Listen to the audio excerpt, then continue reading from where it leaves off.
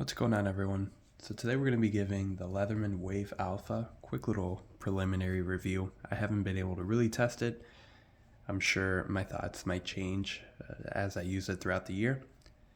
Just to summarize it all up, I'm actually very pleasantly surprised by the tool. I think it's getting kind of a lot of hate on all the review videos. I think it's great for the following reasons, right? So I originally posted a video about 6 months ago talking about how I was going to replace my Leatherman Wave Plus with the SQT 2048. Now the main reason for that, I'm kind of in the rare bucket of people that almost always use the scissors in their multi-tools. So to deploy the Wave Plus scissors, you have to kind of deploy the tool, fingernail notch here, pull out the scissors, close it back up.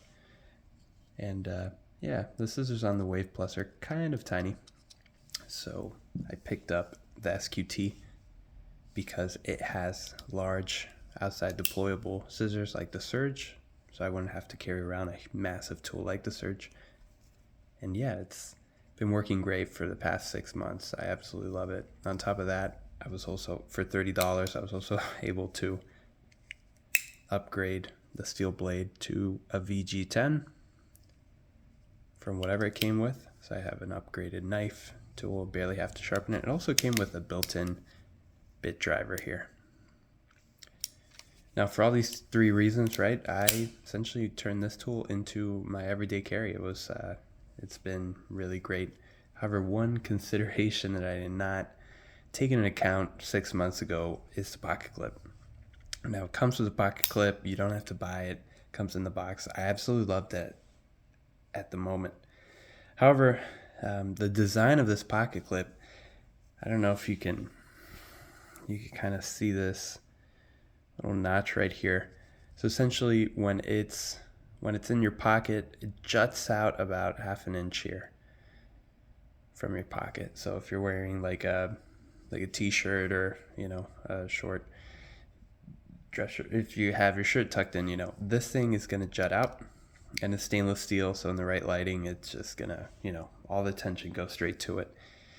And, it's not a big deal if I'm just in the lab doing lab work. However, if I have a different meeting going on at the same time where I have to step out, meet with acquisition team or some business group, I've found myself many times being kind of self-aware and just quickly taking this out of my pocket and putting it in my pocket and fully hiding it. So it's become actually something that I've done enough where I've been trying to find an alternative for it, right? So I knew that the Wave Plus has these phenomenal pocket clips where they're designed where you put in your pocket and the whole tool just completely disappears in your pocket. So when I found out that the Wave Alpha was coming out, I kind of just jumped right on it. Now, just from first impressions, my opinion, I'm not a big cosmetic person. It's not something that's an important kind of point for me to buy a tool, but I think this tool looks just phenomenal. I think it's a gorgeous looking tool. I love the brass accent, so I think there's some washers and a thumbtack here. It really reminds me, it kind of plays homage to, and this is just my opinion, right, the Leatherman Flare. In my personal opinion, the Leatherman Flare is one of my favorite tools that Leatherman has ever come out with. Here, let me move these out of the way. And it came with a bottle cap opener and a wine opener in these kind of brass colors here. And I absolutely love it. I think it almost mimics that.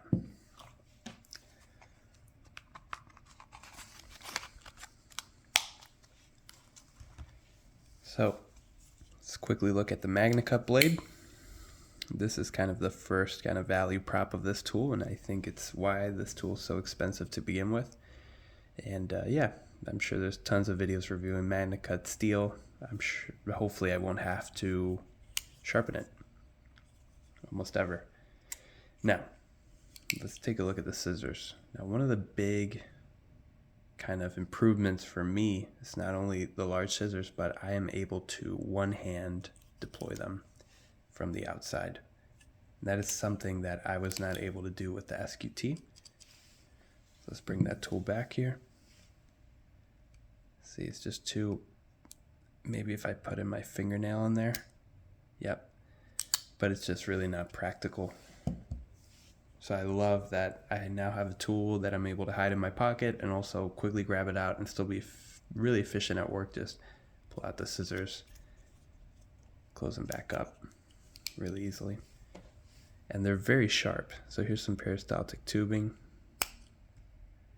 And I don't know if you saw that, but tubing just flies away. It's much sharper than the SQTs. So yeah, right now already loving this tool. Now let's quickly look at the pocket clip before we go to the other tools. This is again one of the, now I bought the Wave Plus black pocket clip. I had accidentally bought the brass pocket clip here. If it'll focus. I would not recommend this. It looks very kind of, I don't know, gaudy. I don't know what kind of word I would use. It's just something that I would not want to bring in the lab, especially if the whole purpose of getting this tool is to be more low key, right? This sticking out of your pocket, yeah, it's going to draw more attention than the Wave alone. So I would definitely recommend getting this tool with a black pocket clip. All right, so let's look at this side, right? We have the saw. Have a double-sided file, diamond coat, kind of coarse file as well, regular one. Great, so that's the outside. When I hold on to it, one of the main selling points was the G10 scale and its comfort. Now, when it's in the closed position, I definitely agree it's more comfortable than the Wave Plus. A little bit less bite to it. However, open position, I have to disagree with the Leatherman group. I think the Wave Plus is much more comfortable because of its curled kind of scales here. These have kind of sharp corners, but again, I really don't care about the comfort of a tool. Not a huge thing for me.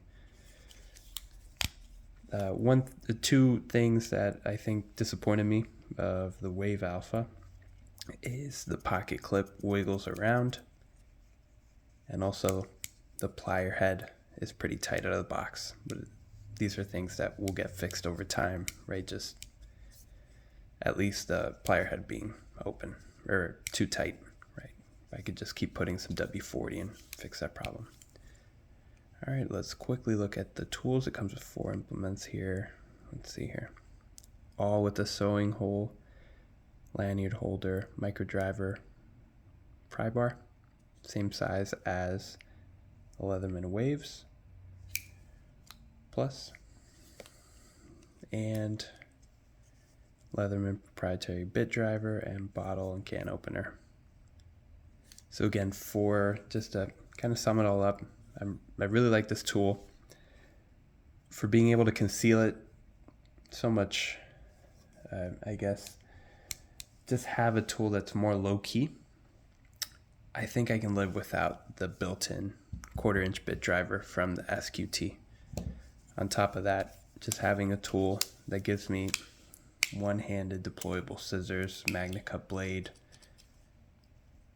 I absolutely love this thing. I think it's perfect for me, and again, it might not be perfect for everyone, but I'm really happy at kind of the direction that Leatherman's going, just trying on new things, new designs, and I really love this thing. If I were to give it any feedback, right, I would have loved to see without the awl.